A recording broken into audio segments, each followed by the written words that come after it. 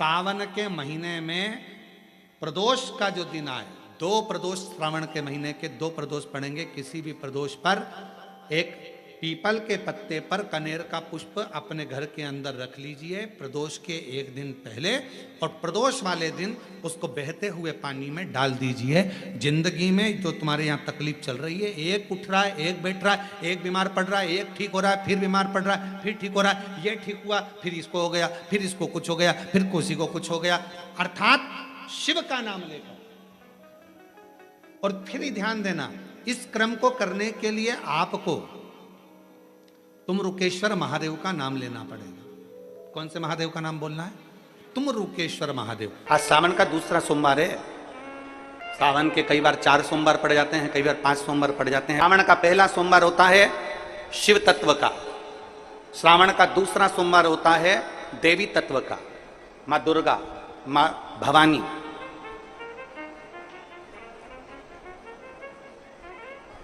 आप लोगों ने शिव पंचायत शिव महापुराण की कथा पहले बातचीत आप लोगों ने सुनी होगी। उसमें शिव पंचायत का वर्णन करा था। 5 देव, शंकर भगवान स्वयं पंचदेव में प्रथमता प्राप्त कर कर बैठते, माँ दुर्गा। एक एक सोमवार की महत्वता है, एक एक सोमवार का क्रम है। कई माताएं उस क्रम को धारण भी करती हैं, ऐसा नहीं कि कई माताएं नहीं करती हैं, सबका अपना अपना नियम होता है। कोई शिव मंदिर में जाता है तो एक अक्षत, एक चावल का दाना शिव जी को समर्पित करता है, कोई मंदिर जाता है तो एक पुष्प शिव जी को समर्पित करता है, कोई मंदिर जाता है तो एक बेलपत्र शिव जी को समर्पित करता है, कोई मंदिर जाता है तो जल समर्पित करता है। सबका अपना अपना भाव है। जैसे तुम शिव को प्रदोष व्रत का हम वर्णन करते हैं, जिस प्रदोष के दिन का आपको बधाई कल हमने दी थी कि प्रदोष की आपको बधाई हो। प्रदोष शाम का जो समय होता है, प्रदोष काल जो होता है, उसका वर्णन जब हम करते हैं, ये प्रदोष की पूजन का विधान किसने बनाया, ये प्रदोष की पूजन का नियम किसने बनाया, ये प्रदोष की संध्या काल का, प्रदोष के समय का पूजन का विधान कौन बनाया, ये प्रदोष के समय पर एक बेलपत्र चढ़ाने का विधान किसने बनाया, प्रदोष के समय पर एक समीपत्र चढ़ने का विधान किसने बनाया। प्रदोष के समय पर अगर मान लो कोई भिखारी से भिखारी व्यक्ति भी है जो ठेला चला रहा है, उसके पास में खाने के लिए कुछ नहीं है, फटे कपड़े पहन रहा है, उसकी जिंदगी में कुछ भी नहीं बचा और कर्जे में लदालूम हो गया, एक चावल का दाना अगर वो प्रदोष के दिन, प्रदोष काल में शाम के समय पर शंकर के शिवलिंग पर चढ़ा देता है तो 3 या 4 प्रदोष में उसका कर्जा चुकना प्रारंभ हो जाता है। प्रदोष का विधान इतना, ये प्रदोष का वर्णन करा किसने, इतना प्रदोष की महत्वता बताई किसने, कौन करे इतना वर्णन? अगर प्रदोष की महत्वता बताने वाला कोई है, इसीलिए मेरे शंकर भगवान माता सती को लेकर कुंभज ऋषि के यहाँ, अगस्त ऋषि के यहाँ कथा सुनने के लिए गए थे, क्योंकि उनके बराबर कोई शंकर के महत्व को बता नहीं सकता और प्रदोष के महत्व को नहीं बता सकता। सती मैया को प्रदोष का महत्व बताने के लिए शंकर सती जी को लेकर कुंभज बाबा के यहाँ गए थे, अगस्त ऋषि, कि प्रदोष के महत्व को तो जानो सती, तुम प्रदोष के महत्व को तो सती जानो, तुम प्रदोष के महत्व को तो सती पहचानो कि प्रदोष का महत्व क्या होता है, प्रदोष काल का महत्व क्या होता है, प्रदोष के समय का महत्व क्या होता है। जिस समय पर सूरज डूब रहा हो, चंद्र प्रकाशित हो रहा हो, दोनों का मेल हो रहा हो, ना तो पूरा सूरज डूबा है, ना पूरा चंद्र आया है, ना पूरा अंधेरा है, ना पूरा उजाला है, उस समय को प्रदोष काल कहा गया, उस समय को प्रदोष का समय कहा गया, प्रदोष काल कहा। अब कई लोग हमसे कहते हैं गुरुजी आप हमको प्रदोष का समय बताया करो कि प्रदोष काल किसको कहते हैं, प्रदोष का समय किसको कहते हैं। अब एक बात हम आप सबसे कहना चाहते हैं, जितने लोग आस्था चैनल पर सुन रहे हैं, जितने फेसबुक यूट्यूब पर सुन रहे हैं और जितने रेवाड़ी की इस पवित्र धरा पर कथा को सुन रहे हैं, आप सबसे एक बात कहना चाहिए, अगर हम समय देखकर बताएं आपको कि शाम को 6 बजे, 6:30 बजे, 6:30 पे लेकर 7:30 के बीच में ये समय है, या 5:30 से लेकर 6:30 तक का ये समय है, या हम तुमको बोल दें कि इतनी बजे ये समय प्रदोष काल का रहेगा या इतनी बजे ये समय रहेगा, तो देखिए कभी कभी ठंड का समय आता है तो दिन जल्दी ढल जाता है, कभी कभी गर्मी का समय रहता है तो दिन बहुत लेट ढलता है। इसलिए समय की गणना से मत चलो, आप तो ये अंदाजा लगाकर रखो कि दिन ढल रहा हो अंधेरा होना शुरू हो रहा, सूरज डूब रहा हो, चंद्र प्रकाशित हो रहा हो, अंधेरा अपना काम कर रहा है, सूरज ढलता जा रहा है, दिन कम होते चले जा रहा है और अंधेरा थोड़ा बढ़ते चले जा रहा है। इन दोनों का जो मिलन का समय हो, अब वो कितनी भी बजे, आप तो बस उसके मिलन का समय निकाल लो, वही समय प्रदोष काल कहलाता है, वही समय प्रदोष।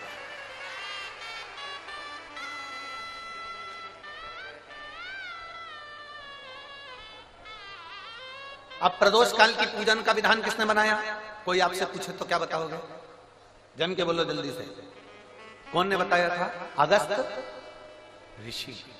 शिव तत्व कह रहा है, भगवान शंकर का पावन चरित्र कह रहा है। एकांबरेश्वर महादेव कांचीपुरम में, तमिलनाडु में, भारत की भूमि पर दुनिया के सबसे विशाल मंदिरों में, जो विशाल मंदिरों की गणना होती है, उन विशाल मंदिरों में सबसे बड़े मंदिर की गणना में कांचीपुरम का, ये तमिलनाडु का मंदिर एकांबरेश्वर महादेव का आता है। एकांबरेश्वर, जहां पर पाषाण का शिवलिंग नहीं है, जहां पत्थर का शिवलिंग नहीं है, जहां सोना और चांदी का शिवलिंग नहीं है, जहां हीरे पन्ने का शिवलिंग नहीं है, जहां पर मिट्टी का पार्थिव शिवलिंग की पूजन होती है। अब जरा विचार करिएगा, गुरुजी क्या बात कर रहे हो? ये पार्थिव शिवलिंग, मिट्टी का शिवलिंग, जहां एकांबरेश्वर महादेव के मंदिर में पूजा जाता है, वहां क्या वो शिवलिंग मिट्टी का फटा नहीं होगा? क्या उसमें दरार नहीं पड़ी होगी? क्या वो मिट्टी का शिवलिंग बेकार नहीं हुआ होगा? हम जब पार्थिव शिवलिंग का निर्माण करते हैं, तब उस समय उसमें हम बहुत से पदार्थ डाल देते हैं। आप कुछ डालें ना डालें, दो चीजें मिट्टी के अंदर अवश्य डालें, एक मक्खन या दूध या गाय का, जम के बोलो, घी, और दूसरा भस्म। ये दो चीजें क्यों डालना चाहिए? कि शिवलिंग अच्छा बनेगा, शिवलिंग पक्का रहेगा, दरार नहीं पड़ेगी, उसके लिए डालना चाहिए क्या? ना ना ना, पार्थिव शिवलिंग का निर्माण करने वाले दो चीजों का स्मरण अवश्य रखें। पहला, मिट्टी के अंदर जब हम मक्खन, दूध या गाय का घी डालकर शिवलिंग का निर्माण करते हैं, जिसके घर में वंश नहीं बढ़ता, 20 साल, 25 साल, 15 साल, 12 साल हो गए हों, और जिसके घर में बच्चा ना हुआ हो, हम उनसे भी निवेदन करेंगे कि प्रत्येक प्रदोष, प्रत्येक शिवरात्रि, हर महीने प्रदोष आती है, हर महीने शिवरात्रि आती है, प्रत्येक शिवरात्रि, प्रत्येक प्रदोष को आप मिट्टी के अंदर मक्खन या गाय का दूध या गाय का घी, देसी गाय का मिलाकर शिवलिंग बनाकर उसकी पूजन करना प्रारंभ करें। 1 साल पूरा नहीं होगा, भले 20 साल हो गए होंगे, पर आपका गर्भ जरूर ठहरेगा, ये निश्चित था। भले 20 साल हो गए, 22 साल हो गए, 25 साल हो गए, डॉक्टर ने मना कर दिया नहीं होगा, फिर भी आप बाबा पर भरोसा, बोल बम का नारा है, बाबा है।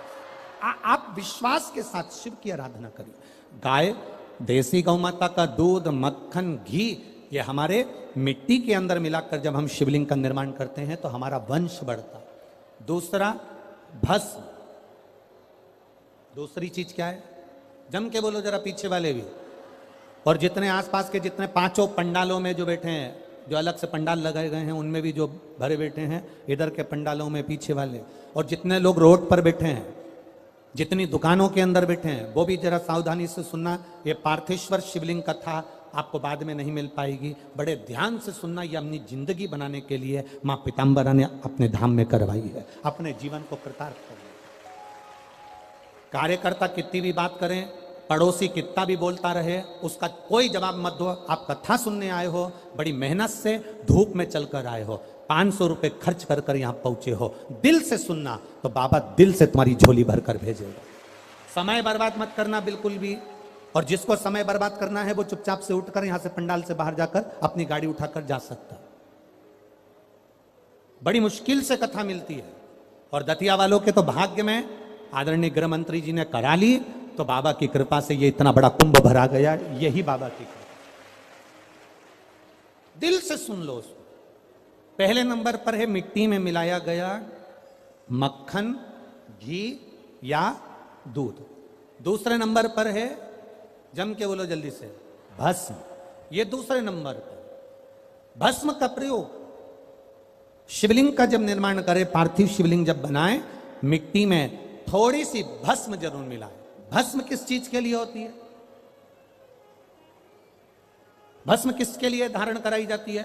तो महाराज शिव महापुराण की कथा कहती है, जब शरीर में कोई बड़ी बीमारी आने वाली होती है, आप एक साधारण सा प्रयोग कर देखिएगा अपने जीवन में। एक साधारण सा प्रयोग, जब आपको लगे कि डॉक्टर ने बोला है कि कोई बड़ी बीमारी का चांस बन रहा है, कोई बड़ी बीमारी होने वाली है, आप थोड़े दिन तक देवाधिदेव महादेव का ये शिवलिंग, ये जलाधारी, ये जहां से जल बहता है, गणेश जी का स्थान, कार्तिकेय जी का स्थान, बीच में एक मोटी सी लाइन अशोक सुंदरी, शिवलिंग जो शिवलिंग रखा है, जो जलाधारी है वो मां पार्वती जी का हस्तकमल, ऊपर से एक एक बूंद जो पानी गिर रहा है, जिस कमंडल में से, जिस जलाधारी में से जल गिर रहा है, वहां शंकर भगवान की 5 बेटियां, जया, विषहरा, शामली बारी, दौतली और देव, ये भगवान शिव की 5 बेटी।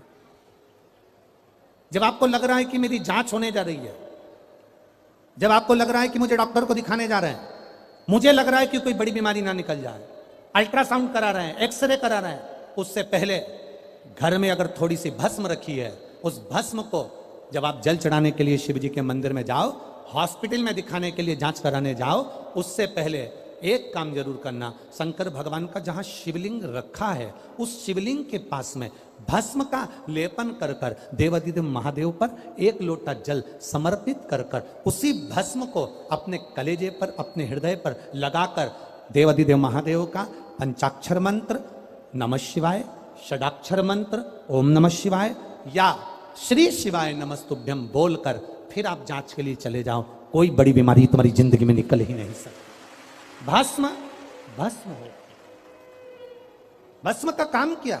हमारे रोग को, हमारी बीमारी को, हमारे आने वाले जो रोग हैं, जो बीमारी है, जो तकलीफ है, उसको समाप्त करती है भस्म का प्रयोग।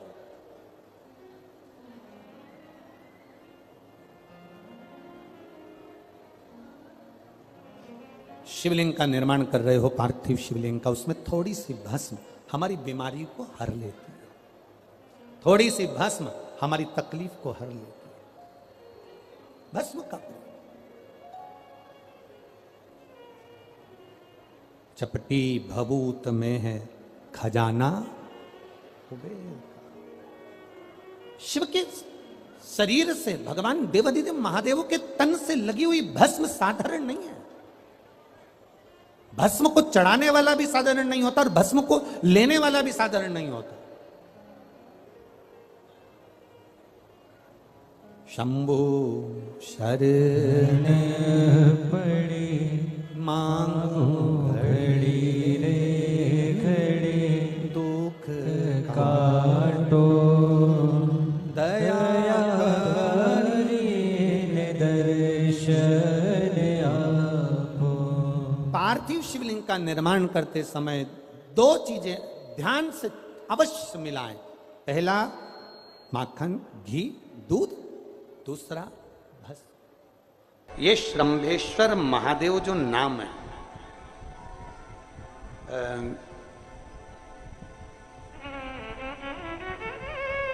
भगवान शंकर ने सारे 33 कोटि देवताओं को अपने अंदर समाहित कर कर ये रूप रखा था श्रंभ पक्षी।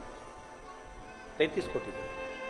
मान लो आपके ग्रह अनुकूल नहीं चल रहे हो, कोई कह दे कि मंगल बेकार है, कोई कहे शनि बेकार है, कोई के रवि बेकार है, कोई के बुध बेकार है, कोई के गुरु बेकार है, कोई के शनि बेकार, कोई के ये बेकार, कोई के तुम्हारा ग्रह बेकार चल रहा है, तुम्हारी किस्मत बेकार चल रही है, तुम्हारा भाग्य बेकार चल रहा है।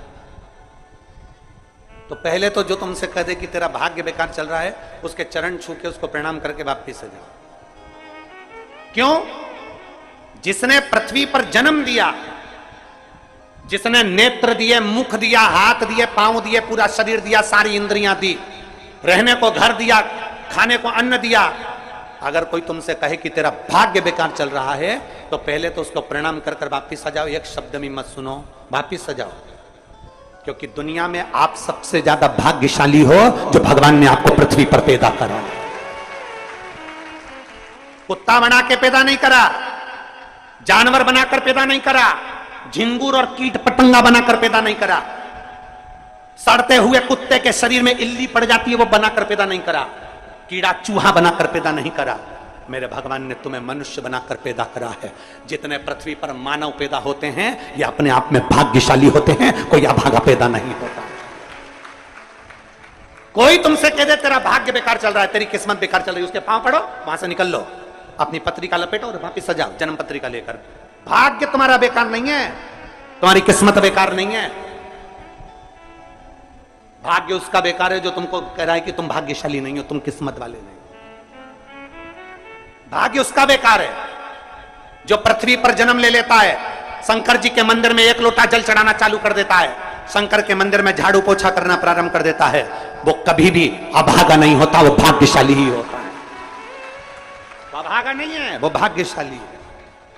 और जितने पृथ्वी पर मनुष्य जन्म है, चाहे वो छोटे से छोटा बड़े से बड़ा, आपका हाथ पैर शरीर सब भगवान ने दिया है, आपको करोड़पति बनाकर पैदा करा है, फिर भी आप अपने आप को अगर अभागा समझते हो तो आपके ऊपर है। किस्मत वाले हो, करोड़पति बनाकर भेजा।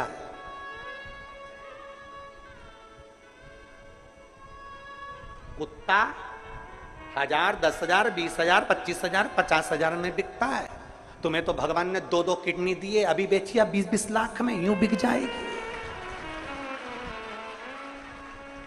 भगवान ने नेत्र दिए 50-50 लाख में, अभी बिक जाए 5 लाख में। एक एक शरीर भगवान ने कीमत वाला बनाकर भेजा है। किसी डॉक्टर के पास बैठना और पूछना कि कौन से अंग की कितनी कीमत होती है, वो डॉक्टर बता देगा कि तुम्हारे शरीर की क्या कीमत है। और उसके बाद भी कहते हो कि हम अभागे। बताने वाला कह देता कि तुम भाग्यहीन हो, तुम भाग्यशाली नहीं हो, तुम किस्मत वाले नहीं हो। वहां से पत्रिका उठा चल दो, कहते मेरे बाबा ने मुझे भाग्यशाली बनाकर भेजा है। और अपने हाथ में वो बल होता है कि आप स्वयं इतनी मेहनत कर कर आगे बढ़ सकते हो कि अपने आप किस्मत वाले बन सकते हो।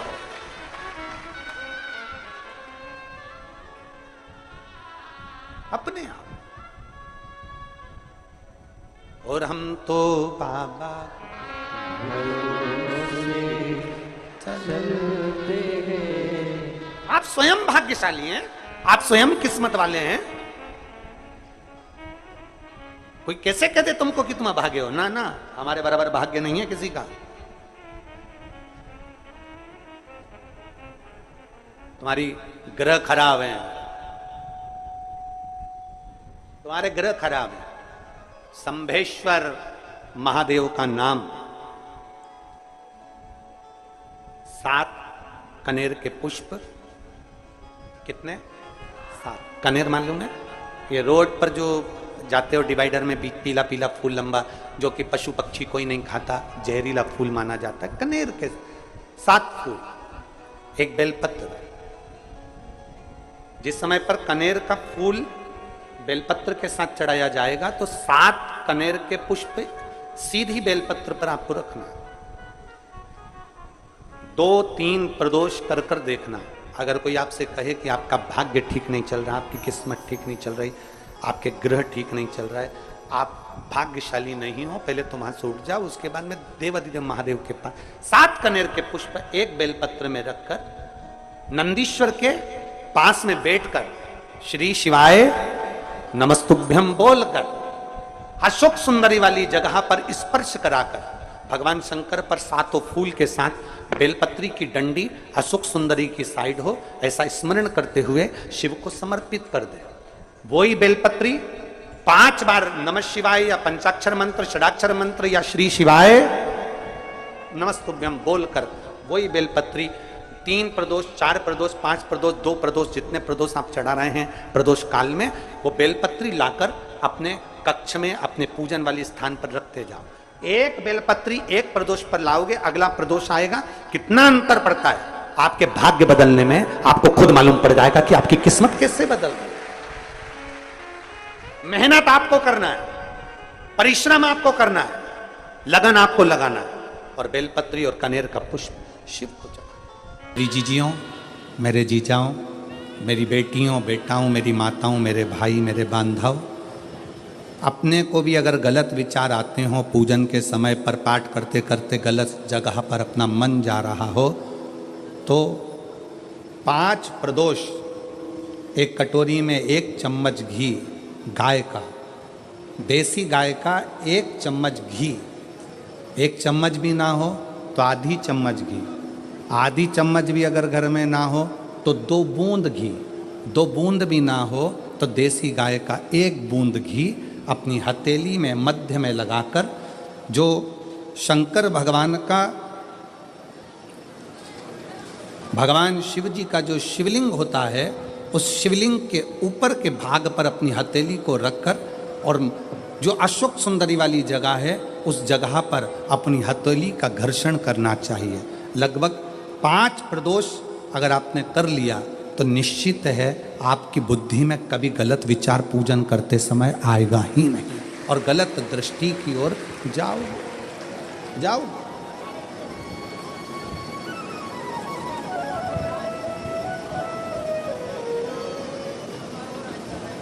वेद लक्षणा गाय, देसी गौ माता का घृत जीवन को एक आनंदता देता है, आनंद।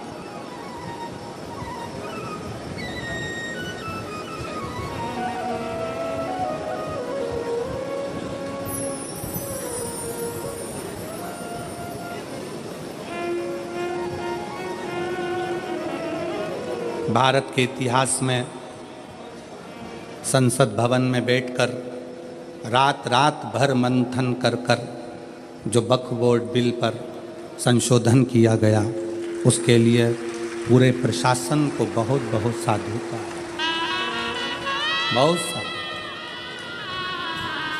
अब ये सब होने के बाद एक संसद में एक बात और पारित हो जाए कि गौ माता की हत्या बंद हो जाए, इससे बढ़कर कोई सुख, उससे बढ़कर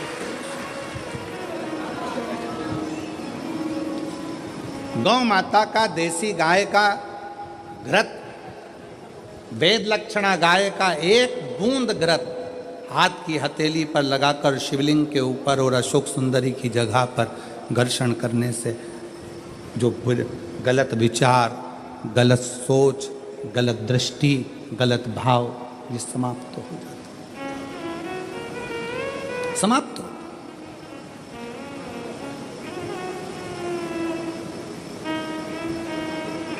जिसने दिल से शिव की आराधना, राजा चित्ररथ ने पूछा है,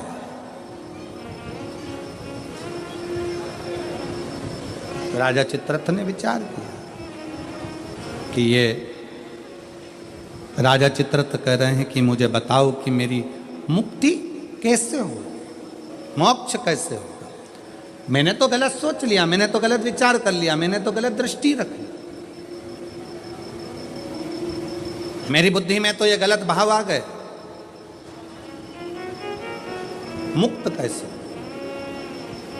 कल की कथा में कहा था,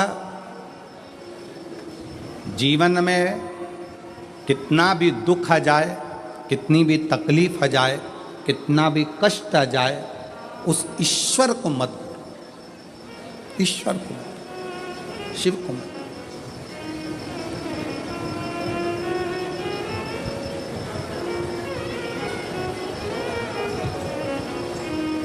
उसको हर पल याद करते हो, उसको हर क्षण स्मरण करते हो, हर